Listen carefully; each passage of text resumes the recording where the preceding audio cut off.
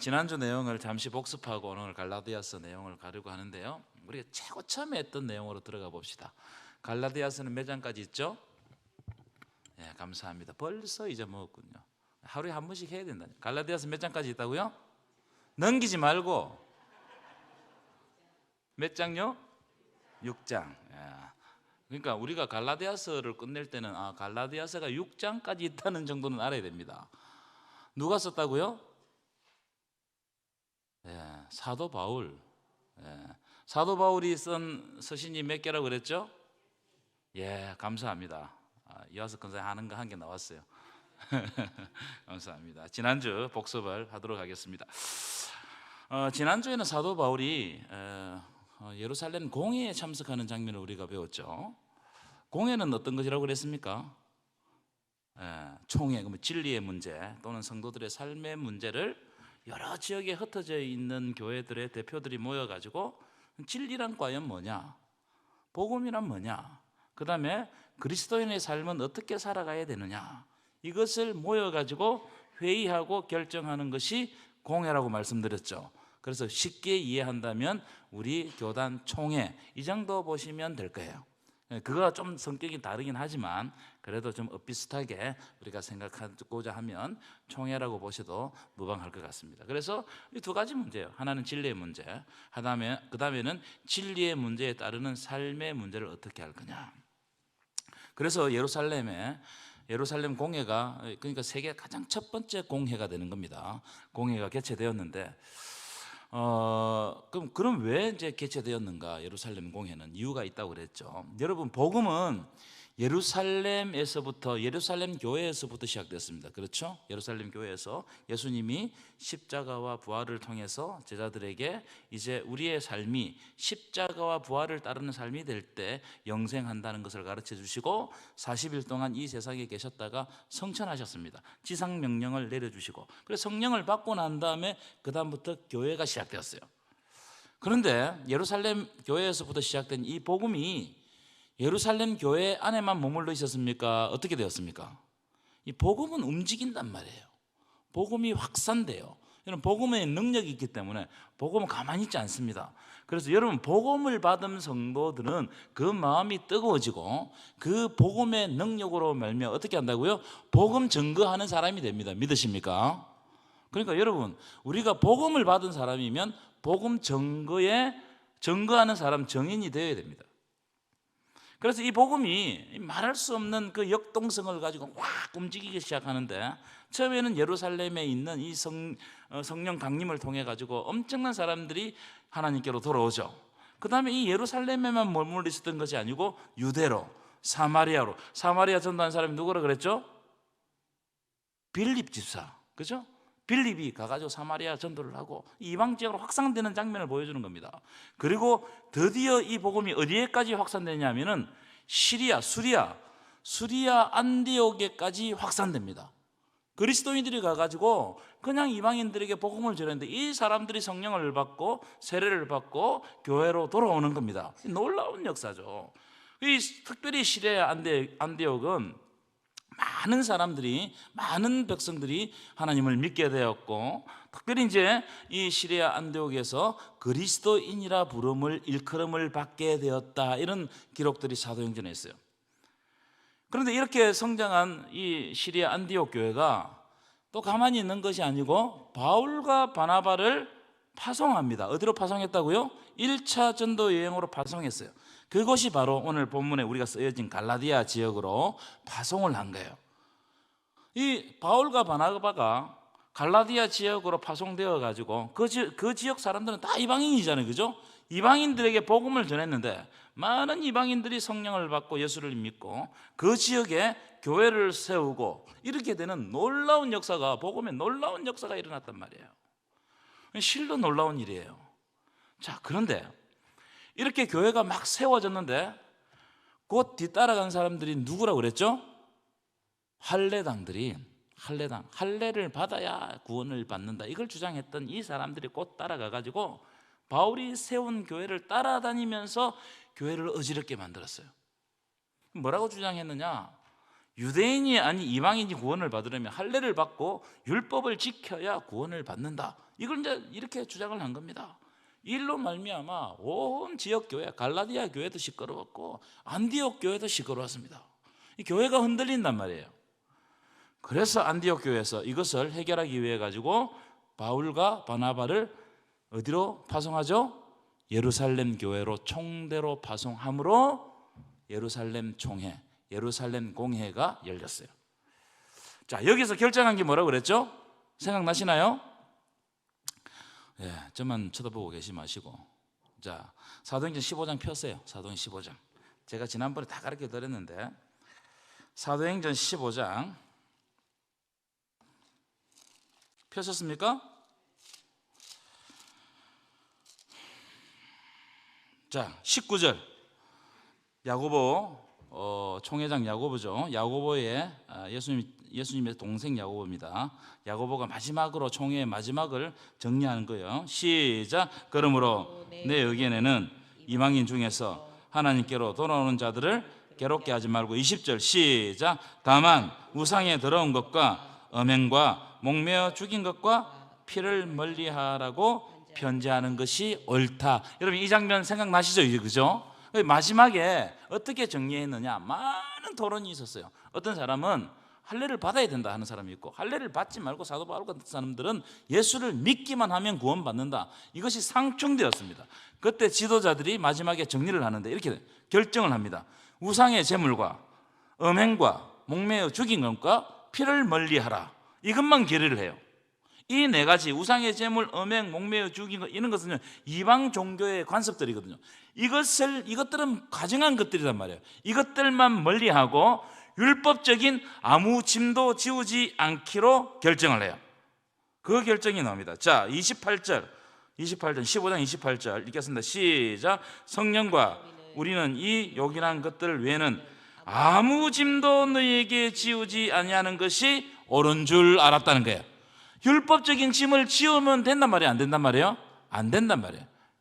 무슨 말이냐? 오직 예수 그리스도를 믿음으로 구원받는 것을 천명한 겁니다. 이신득의를 확인해 준 거예요.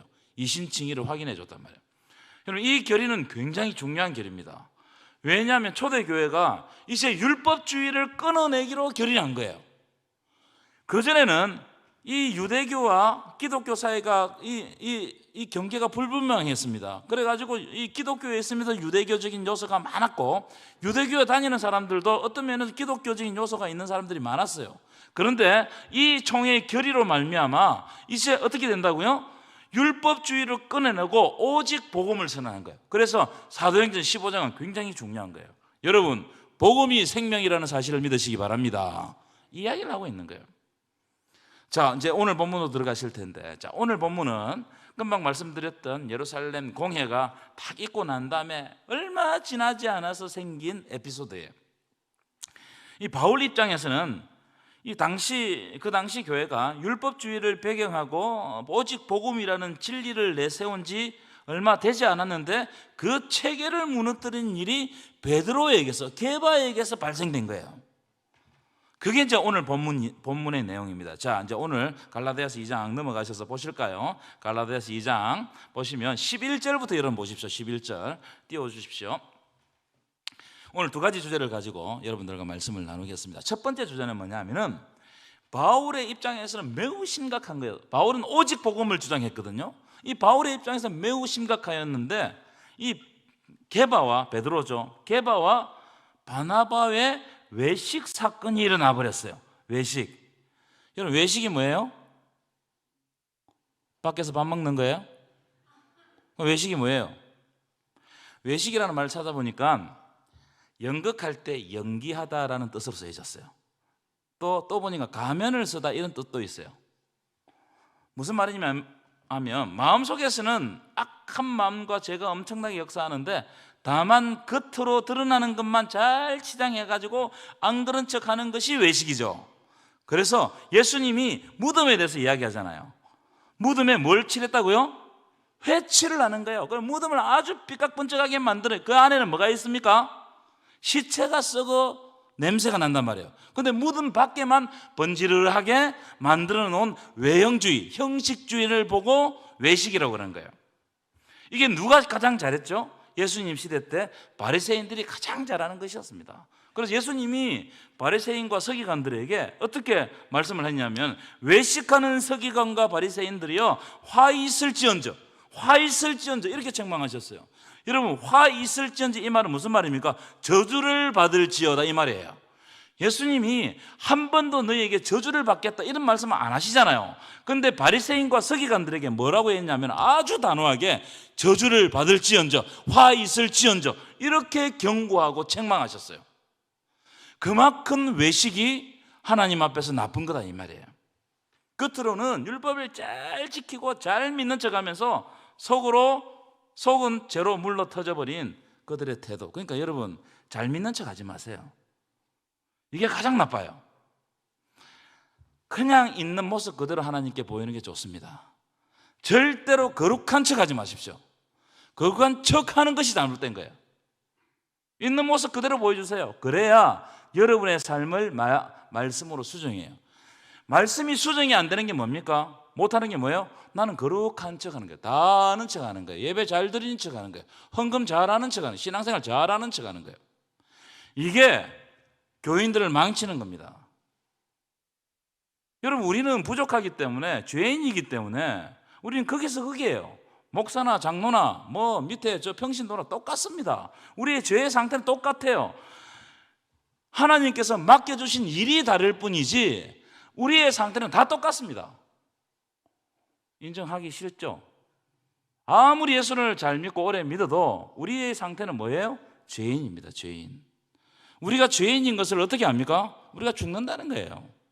영원히 살지 못하는 것이 죄가 역사하기 때문에 영원히 살지 못하는 겁니다. 그런데 문제는 뭐냐면 내가 잘 믿는 척 하는 거예요. 내가 하나님과 가까운 척 하는 거예요. 거룩한 척 하는 거예요. 자, 그런 관점을 가지고 2장 11절 읽어볼까요? 2장 11절입니다. 시작. 게바가 안디옥에 이르렀을 때에 책망받을 일이 있기로 내가 그를 대면하여 책망했다는 거예요. 자, 게바가 안디옥에 이르렀다. 이 말이 무슨 말이냐면은 아마 이 사건은 베드로가 안디옥 교회가 굉장히 성장을 한단 말이에요. 시리아 안디옥 교회가. 그래서 그 성장한다는 소식을 듣고 안디옥 교회를 방문했을 때 생긴 사건 같습니다. 베드로는 그 당시 위치가 어떤 위치였냐면은 그 당시 가장 존경받는 그리고 가장 뛰어난 교회 지도자였습니다. 거의 베드로 말은 법이었어요. 그렇죠? 반면 바울은 베드로에 비하면 어떨까요? 지금 아마 치면 부교육자 정도 될 거예요. 부교육자. 안디옥 교회를 책임지는 사람이 바나바였거든요. 바나바 아래에서 이렇게 목회를 배우는 부목사에 해당되는 사람이 아니었을까? 그전 추정하면 됩니다.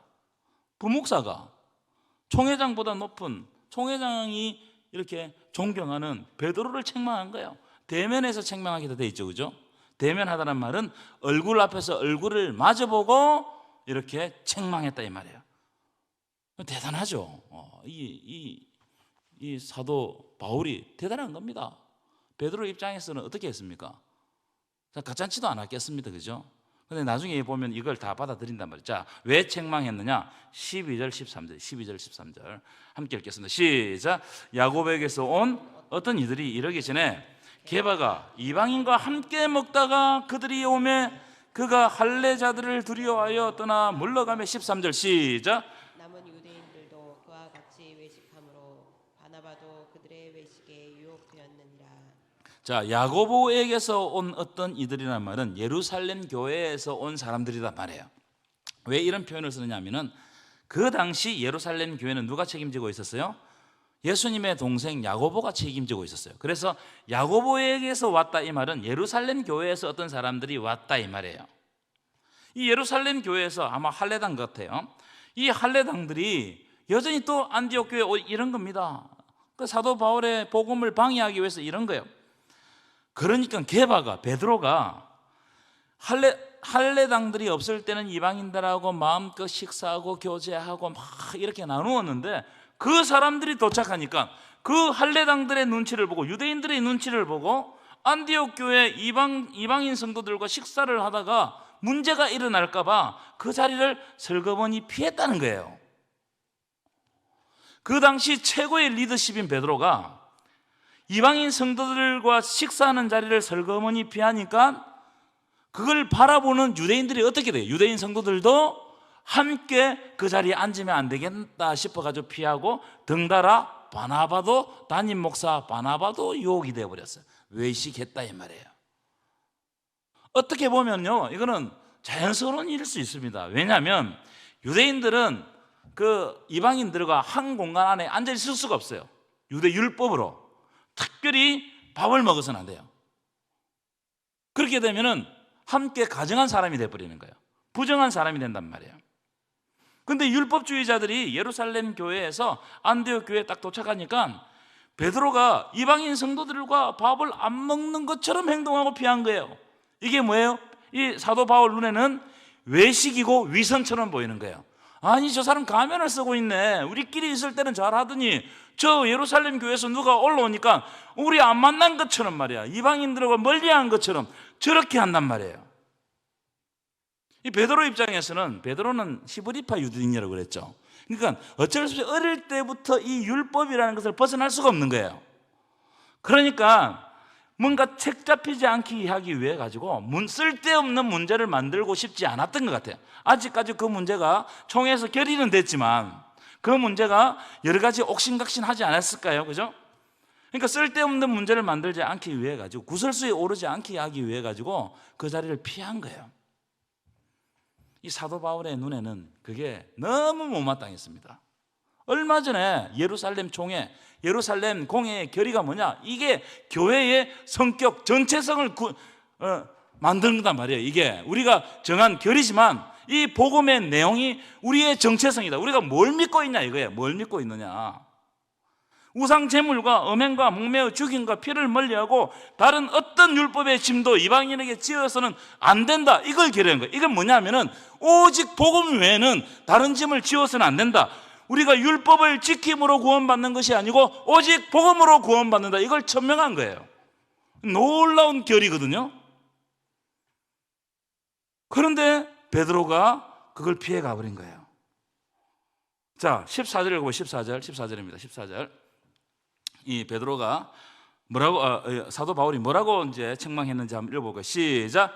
그러므로 나는 그들이 복음의 진리를 따라 바르게 행하지 아니함을 보고 모든 자 앞에서 게바에게 이르되, 모든 자 앞에서 다 듣는데 베드로에게 책망한 거예요. 뭐라고 책망했다고? 시작. 내가 유대인으로서 이방인을 따르고 유대인답게 살지 아니하면서 어찌하여 억지로 이방인을 유대인답게 살게 하려느냐 하였노라. 참, 이 게바가, 베드로가 최고의 리더십 아닙니까? 예수님 수제자고. 이 베드로가 설교하면 그게 그 당시에는 뭐 그 어떤 길이 되는 거예요. 그런 리더십이었는데 저 밑에 있는 부목사격이 네가 유대인으로서 이방인을 따르고 유대인답게 살지 않으면 억지로 이방인을 유대인답게 살려고 하는 게 그게 하나님 앞에서 바른 행동이냐? 막 이렇게 막 대놓고 막 이야기를 한 거예요. 여러분 같으면 어떻게 하겠어요? 대변에 막 쫓아내버리든지. 이 무슨 말이냐면 이미 베드로도 율법을 지키지 않았어요. 이방인들의 문화를 따라 삽니다. 오늘 가셔서 사도행전 10장, 여러분 우리 다 배웠던 내용이에요. 베드로가 고넬료를 만나기 전에 환상을 보여주시죠. 하나님께서. 무슨 환상이었습니까? 바구니에 부정한 음식이 가득 담겨서 내려왔어요. 그런데 하늘에서 하나님이 잡아 먹어라 이렇게 이야기하셨어요. 그런데 베드로가 어떻게 대답했어요? 하나님, 내가 그럴 수 없습니다. 어떻게 내가 부정한 것을 먹을 수 있게? 부정한 것이 가득 당겨 내려온 겁니다. 어떻게 내가 부정한 것을 먹을 수 있겠습니까? 그런데 그때 하늘에서 나는 음성이 뭐냐면, 하나님께서 깨끗하게 하신 것을 네가 속되다 하느냐, 이 음성을 들었어요. 그렇죠? 여러분, 이 환상의 의미가 뭐예요? 유대인들이 부정하다고 여기는 이방인들이 부정하지 않다, 이걸 선언해 주는 거예요. 이걸 선언한 거예요. 그래서 여러분, 우리가 상상해 보면 베드로가 그 환상 이후에 부정했다고 생각하는 것들을 먹었겠어요, 안 먹었겠어요? 먹었을 거예요. 왜냐하면 하나님이 정하다고 했었기 때문에 먹었을 것이고, 옷도 헬라인의 양식을 따라 입었을 것이고, 또 완벽하지는 않았지만 헬라 말도 쓰려고 했을 겁니다. 왜냐하면 이방인들에게 복음을 전하려면 그렇게 해야 돼요. 그래서 사도 바울이 베드로 당신은 이미 이방을 따르고 유대인처럼 살지 않으면서 어찌하여 이방인을 유대인처럼 살아라고 그렇게 하느냐 이 말이에요. 이건 위선이고 외식이고 가면을 쓰는 거다. 여러분 이걸 우리에게 대입해야 돼요. 말씀을 볼 때 항상 베드로의 이야기로 이렇게 치부해버리면 그 말씀은 우리 속에서 살아 역사하지 못합니다. 우리에게 대입하면요, 우리는 하나님 앞에서 철저하지 못하면서 죄를 짓고 회개하지 않고 돌아서지 않으면서 이웃이 조금만 잘못하면 그걸 과대 포장해가지고 말로 사람을 죽여버리고 정죄하고, 이게 다 누가 하는 짓이냐? 바리새인이 하는 짓이단 말이에요. 밖으로는 잘 믿는 척하고 말로는 잘하는 척하는데 우리의 속, 우리의 행동, 실제 행동은 너무나 구리고 악하고 그렇단 말이에요. 그런데 나는 회개하지 않고 다른 사람의 그 티만 보면 그 티를 가만 못 있는 겁니다. 이게 율법주의다 말이에요. 율법주의. 율법주의의 핵심이 뭐냐? 내가 회개해야 되는데 남을 보고 자꾸 회개하라는 거예요. 이게 율법주의 핵심입니다. 바리새인들 보십시오. 외형적으로는 율법을 잘 지키는 것 같아요. 그런데 그 속은 어떻다고요? 썩어 문드러지는 겁니다. 그 속에 너무나 악한 것이 있는데 회개하지 않고 율법을 지키지 않은 일반 백성들에게 정죄해버리는 거예요. 너무나 나쁜 겁니다. 이건 우리의 지금 현대 우리를 살아가는 우리의 모습을 그대로 지적해 주는 거예요. 그래서 여러분 웬만하면 다른 사람들의 티를 건드리지 마세요. 왜냐하면 내게 더 큰 들보가 있는데, 내가 하나님 앞에 더 크게 회개해야 될 부분이 있는데 그건 회개하지 않고 남의 죄를 자꾸 지적하면 하나님이 우리를 바리새인으로 보신단 말이에요. 예수님 시대 때 제가 물어보죠. 예수님 시대 때 바리새인들이 구원 받았습니까? 못 받았습니까? 그것도 잘 모르겠어요. 구원 받았겠어요? 못 받았겠어요? 제가 볼 때는 못 받았어요. 왜냐하면 살아계신 하나님이 오셨는데도 그들이 못 알아봤어요. 율법주의의 눈으로 보니까 예수가 어리석은 거예요. 우리는 혹시 그렇지 않는가? 지금 이 시간에 예수님이 오셨는데 우리 못 알아볼 수 있다 이 말이에요. 그래서 할례당들이 나쁜 게 뭐냐면 자기들은 온갖 나쁜 짓을 다 하면서 할례만 받으면 구원받는다, 안 보이는 데서는 아주 악한 짓을 하면서, 그러니까 교회가 어지럽히게 되는 겁니다. 그래서 사도 바울이 오늘 말씀은 복음과 율법과 복음의 비교를 통해서 진짜 복음이 뭐냐, 진짜 구원이 뭐냐, 이걸 밝히는 말씀이 오늘 본문이에요. 오늘 우리가 살펴볼 말씀이란 말이에요. 그래서 두 번째 주제 뭐라고요? 율법과 복음. 율법과 복음. 오늘 제 말씀 잘 듣고 있죠? 네. 하도 반응도 안 하시고 그래가지고 여기서 끝내볼까 싶다가 준비한 내용이 있어가지고 더 하겠습니다. 자, 15절 16절에 중요한 내용입니다. 15절 16절 시작. 우리는 본래 유대인이요 이방 죄인이 아니로되. 자, 16절 중요해요. 시작. 사람이 어렵게 되는 것은 무엇으로 하는 것이 아니라고요? 율법의 행위로 되는 것이 아니고 오직 뭐라고요?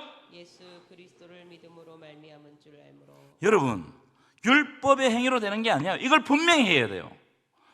율법의 행위로서는 구원을 얻을 수가 없습니다. 아무리 헌금을 많이 해도, 아무리 교회 와서 봉사를 많이 해도 그것으로 구원받는다고 이야기할 수 없어요.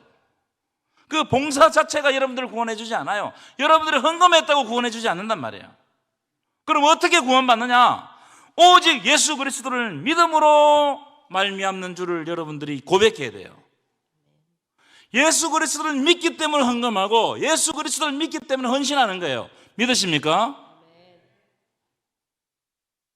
자, 우리도 예수 그리스도를 믿나니 이는 우리가 율법의 행위로서가 아니고, 그 다음 시작. 그리스도를 믿음으로써 의롭다함을 얻으려. 우리가 의를 얻는 거 뭐예요? 내가 여러분 세상의 모든 종교는 어떻게 의를 얻어요? 내가 노력해서 의를 얻습니다. 그래서 고행을 하고 금식을 하고 뭔가 뭐 선행을 하고 이래 가지고 신에게 이르러요. 많이 고행하고 많이 수행을 하고 많이 닦으면은 열반에 들어가는 거예요. 이게 다른 종교들이 다, 그러니까 다 그 구원이 어디에서부터 출발? 인간에서부터 위로 출발하는 거예요. 인간이 뭔가 많이 노력하면 신의 경지에 이른다는 거예요. 세상 모든 종교도 다 그래요. 근데 기독교는 거꾸로예요. 너희들이 아무리 노력해도 인간의 그 하나님의 경지에 이를 수 없다, 구원에 이를 수 없고 누가 와야 돼요? 하나님이 오셔야 된다는 거예요. 믿으십니까? 하나님이 오실 때 우리가 구원받는 거예요. 그래서 우리의 노력은 구원에 있어서 0.1%, 0.0001%도 없다 이 말이에요. 우리가 구원받을 가능성은 없어요. 오직 예수 그리스도의 은혜가 우리에게 임해야 우리가 구원받는 겁니다. 믿으십니까? 그렇기 때문에 우리가 자랑할 것이 하나도 없어요. 예를 들어서 내가 뭔가를 열심히 하고 뭔가를 노력하고 뭔가를 쏟아붓고 이래야 구원받는 거라면 그거 자랑할 수 있어요. 그렇죠? 그런데 그게 애초 원천적으로 봉쇄되어 있다면 우리는 아무리 노력해도 하나님의 구원에 이를 수 없기 때문에 우리는 자랑할 것이 아무것도 없습니다. 그래서 기독교는 감사의 종교예요. 그냥 받는 거예요. 하나님이 오시는 거예요. 말씀해 주시는 거예요. 이게 기독교의 진리의 구조단 말이에요. 그래서 여러분, 기독교는 은혜를 받는 종교인과 동시에 감사하는 종교입니다. 믿으십니까? 그래서 기쁨, 감사, 은혜는요, 그 원이 똑같아요. 카리스가 뭐예요? 은혜입니다. 은혜가 임하면 우리가 기쁨이 임하고 그 기쁨 때문에 감사하는 겁니다. 왜냐하면 말할 수 없는 은혜가 임했기 때문에. 여러분, 여러분의 감사의 조건은 뭔가 돈을 좀 더 많이 벌었고 누가 취직을 했고 뭐가 좀 일이 잘, 그게 감사의 조건이 아닙니다. 내가 하나님의 자녀이기 때문에 감사의 조건입니다. 믿으십니까? 아무 조건이 없어. 왜 내가 예수 믿는지 몰라요. 나도 왜 여기 서서 설교하는지 몰라요. 설명하라면 설명을 못 하겠어요. 근데 하나님이 택하셔서 여기 세우신 거예요. 하나님이 택하셔서 여러분들 구원하신 거예요. 믿으십니까? 그렇기 때문에 여러분 감사밖에 없어요. 불평하다가도 이러면 안 되지, 이러면 안 되지. 어떻게 해야 된다고요? 내가 앞으로 감사해야 되겠다. 17절, 18절도 읽어볼까요? 17절, 18절 시작. 만일 우리가 그리스도 안에서 의롭게 되려 하다가 죄인으로 드러나면 그리스도께서 죄를 짓게 하는 자냐? 결코 그럴 수 없느니라. 만일 내가 헐었던 것을 다시 세우면 내가 나를 불법한 자로 만드는 것이라. 자, 이 말씀은 두 가지를 의미한다고 생각합니다. 첫 번째는 뭐냐면 예수님은 율법을 완성시키러 오셨어요. 믿으십니까?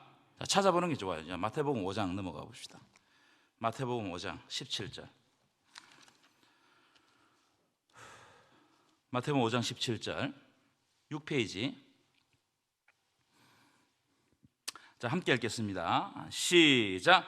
내가 율법이나 선지자를 폐하러 온 줄로 생각하지 말라.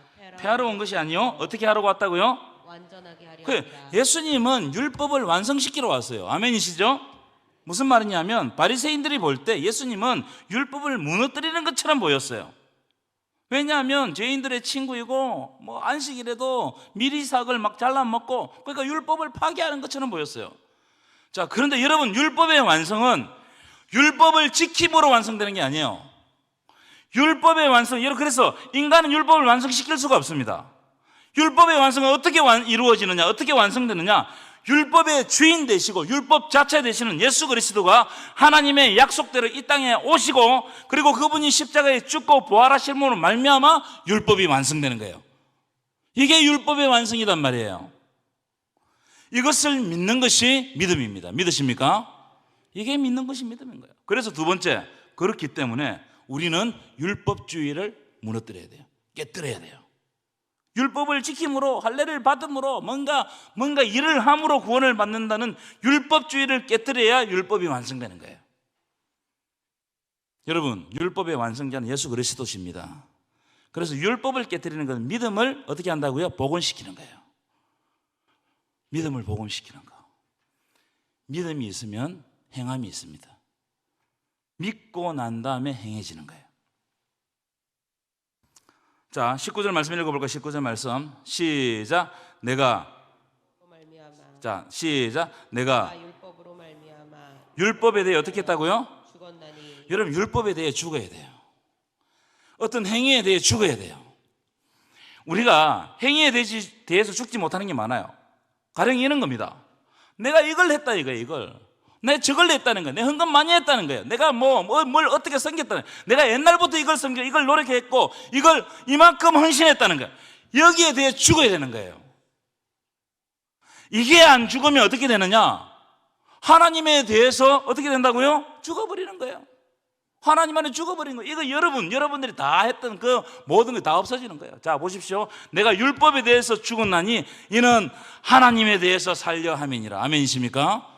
여러분, 하나님에 대해서 사시기를 축원합니다.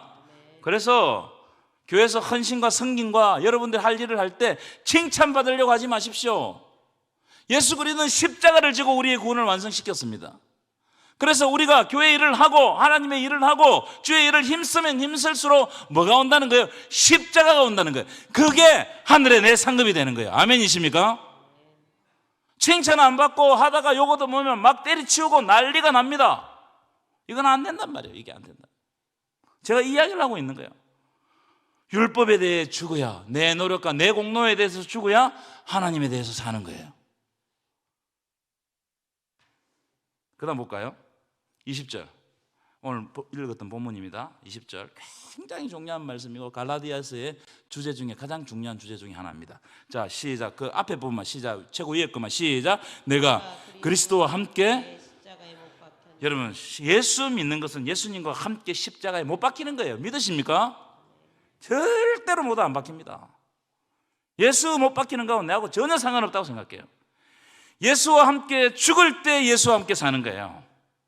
예수께서 생명 주시는 것을 믿지 않으면 죽을 수가 없습니다. 그렇지 않겠어요? 예수님이 너에게 생명 준다는 걸 믿을 때 내가 죽을 수 있어요.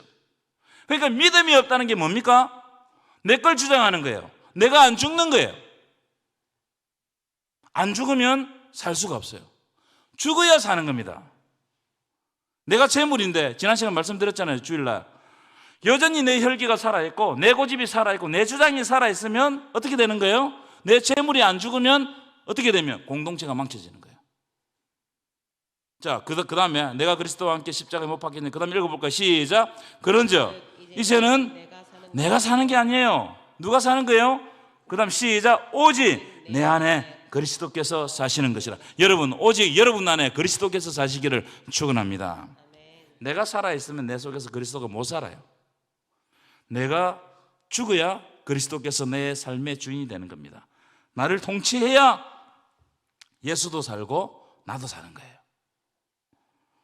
그 다음에 읽어보겠습니다. 시작. 이제 내가 육체 가운데 사는 것은 나를 사랑하사 나를 위하여 자기를 버리신 하나님의 아들을 믿는 믿음 안에서 사는 것이에요.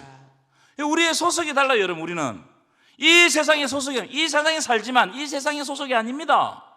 예수 안에 있는 자들입니다. 그래서 우리는 예수 믿는 자들, 예수의 소속된 자들, 예수 편에 있는 자들이에요. 믿으십니까? 소속이 달라요. 그래서 지금 우리가 살아가는 거 믿음으로 사는 거예요. 여러분, 믿음으로 사시기를 축원합니다. 믿음으로 사시기를 축원합니다. 진짜 믿음으로 사셔야 돼요. 믿음의 눈을 열어달라고 기도하셔야 돼요. 다 교회만 다니지 인간적인 눈을 가지고 교회 다니는 분들이 너무나 많습니다. 교회에 와서 그냥 찬송하고 예배하고 그냥 왔다 가는 거예요. 종교생활하고 갔다 가는 거예요. 믿음으로 사는 사람은 예수의 능력을 의지하는 겁니다. 말씀에 순종하면서도 내가 곧 죽을 것 같아도 예수와 함께 죽고 예수와 함께 살기 때문에 죽는 것을 두려워하지 않는 거예요. 여러분, 그런 믿음을 좀 가지세요. 기분에 따라 상황에 따라 왔다 갔다 하는 믿음 말고 진짜 예수 붙들고 예수님과 함께 죽고 예수님과 함께 살겠다. 이게 종교개혁이지 않습니까? 종교개혁 왜 못했습니까? 종교개혁 가톨릭이 왜 못했어요? 자꾸 외부의 조건들, 그게 단 줄 알고 그거 붙잡는 거예요. 그래서 루터가 어디로 돌아가자? 믿음으로 돌아가자, 성경으로 돌아가자, 이렇게 했던 거 아니겠어요? 마지막입니다. 21절 함께 읽겠습니다. 시작.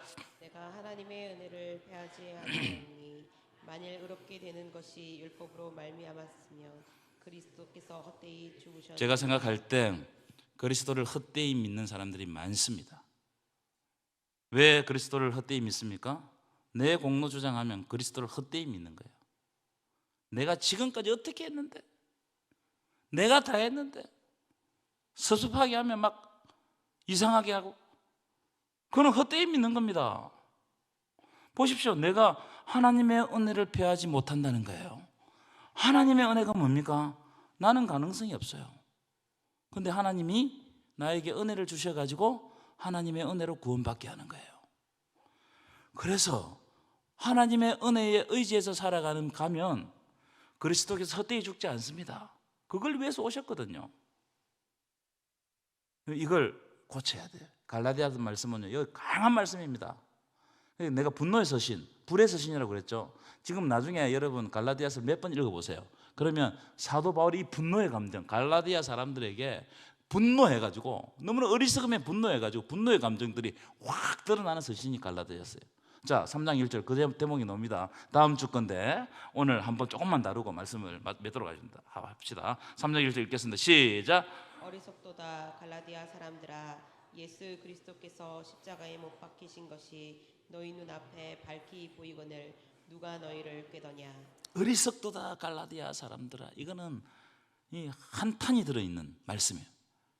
너무나 어리석게 사도 바울이 복음을 전하고 갔는데 뒤에 따라온 다른 복음을 믿고 율법주의에 빠져가지고 게임에 빠져가지고 말이에요.